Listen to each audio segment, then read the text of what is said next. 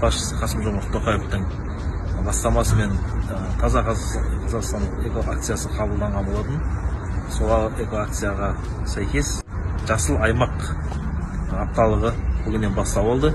Сол іс-шараға біз де өзіміздің үлесіміз қосайық деп Түркістан қаласы әкімдігінің сәулет және қала құрылысы бөлімі өз мекемеміздің алдына гүлдер отырғызып, қаламыздың көркіне кішкене болса да үлесімізді қосып жатырмыз.